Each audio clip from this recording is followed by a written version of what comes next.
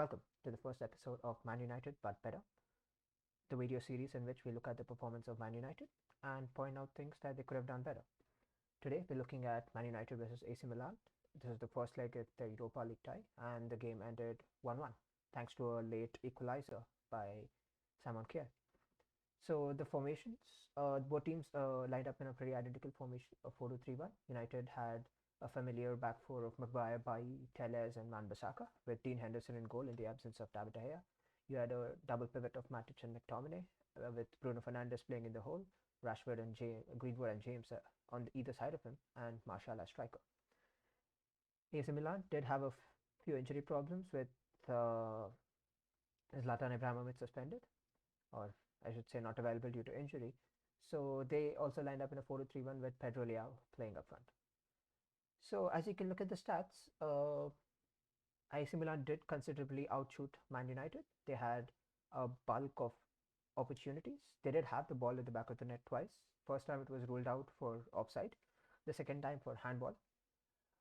The second one was questionable. You can say that Man United were lucky to have now conceded another goal today.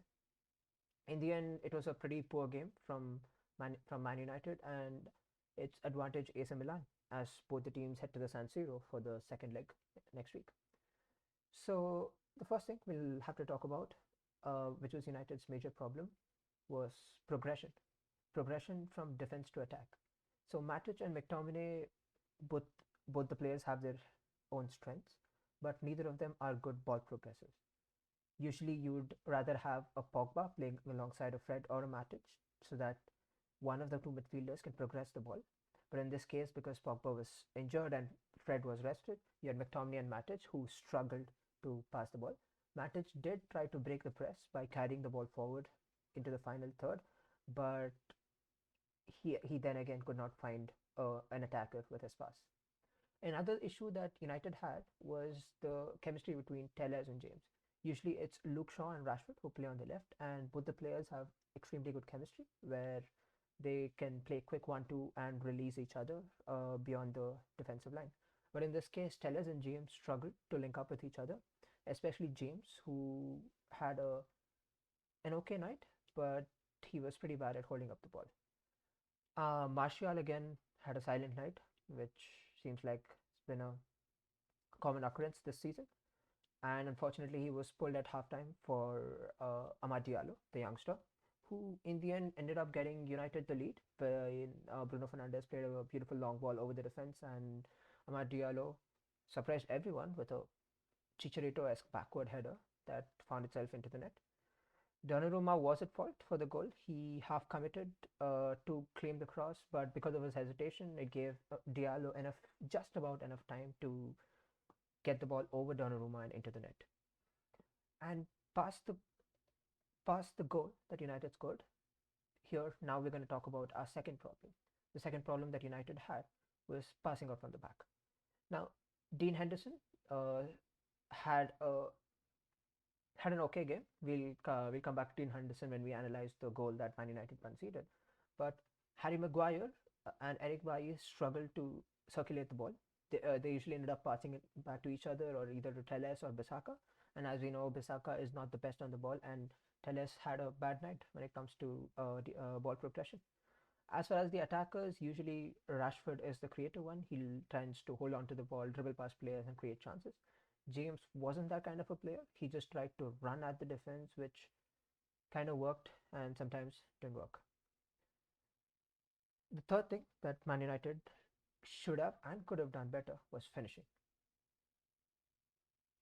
Harry Maguire had a gilt-edged opportunity uh, when the United corner was flicked on, and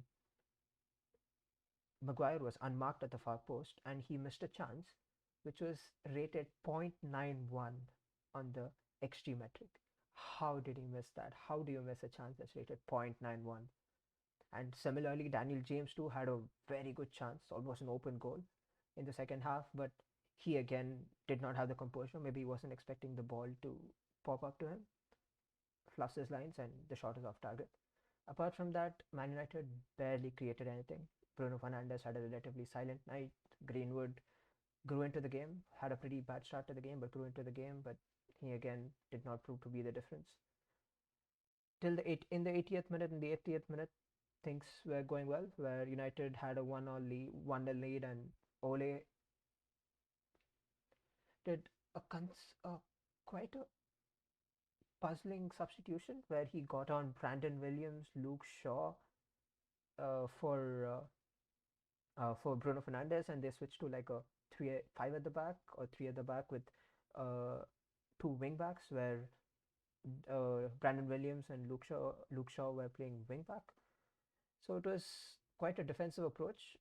This invited pressure on Man United. I think Ole Gunnar Solskjaer was hoping that you could just see through the 1-0 lead and go into San Siro with a goal advantage. But then in the end, it was a set piece that was the uh, that was the thorn in the United side. Then again, this has been happening all the time this season. United look to be very poor at defending set pieces. They usually use a zonal marking system, but as many people agree, man marking is the preferred approach or is the safer approach to defending corners.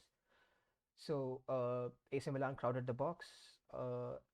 Simon Kjaer ran out to the ball. He was Matic's man, but Matic got stuck in traffic and could not mark Simon Kjaer. He gets his head to the ball, and it's straight at Dean Henderson. He should have done. Henderson tries to get a hand to it, but it hits his hand and goes into the net. To be completely honest, I feel that Henderson should have done a better job at keeping that out. It was a rare shot on goal or rare considerably good chance that AC Milan had, and if Dean Henderson wants to solidify his place as the United number one when De Gea is not there, these are saves that he has to make. In the end, Henderson does take part of the blame for why the game ended 1-1, but I have to say that Harry Maguire and Daniel James had arguably easy sitters to put United 3-1 up and essentially go into the San Siro with a humongous lead. But now, as things stand, United go to AC Milan needing to score. They need to score at least one goal. And unfortunately for United, AC Milan will have their some of their players back, including Andrei Rebic, Zlatan Ibrahimovic. So finally, at the end of the episode, let's look at three top performers and three poor performers from today's game. Three top performers. I have to say the first one was Frank Kessie for AC Milan. He was playing as a defensive midfielder or a deep lying midfielder in the first half, but in the second half he did push up, had quite a few good chances, and he had a goal which was unfairly ruled out for handball. It did not look like a handball. The second best player I have to say was Pedro Leao. Pedro Leao did a brilliant job holding on to the ball, hurrying our defenders, pressing our defense. So the second good performer of the game was Pedro Leao, and the third one, I guess, I had to give it to Simon Kjaer for the late equalizer. It was a it was a good header. It was a powerful header, but I guess Dean Anderson could have done a better job. When it comes to poor performers, I think all three of them come from United. The first one being McTominay, couldn't pass a packet of crisps, if I can quote Mark Goldbridge myself. So he was poor. The second one is Dean Henderson.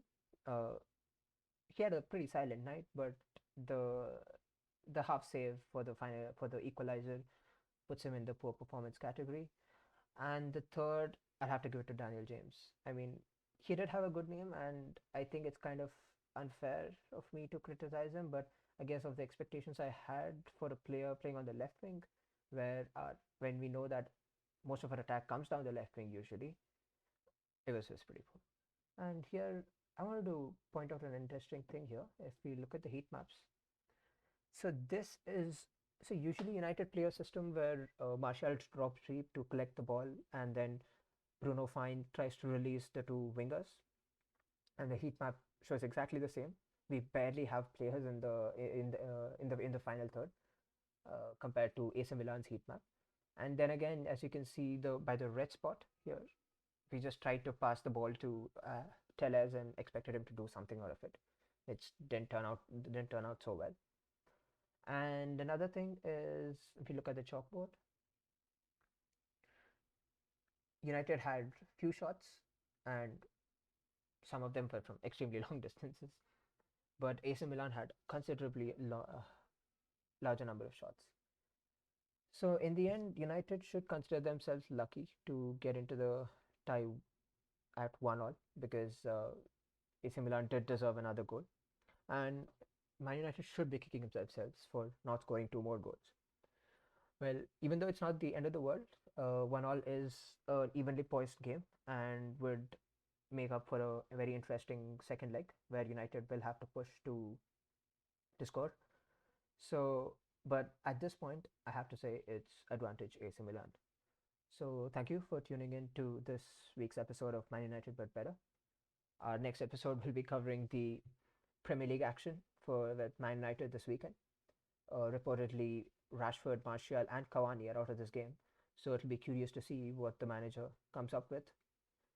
It's not a game that a lot of United fans are looking forward to, but if they need to continue the progress and try to finish or solidify the second spot, these are games that they have to win.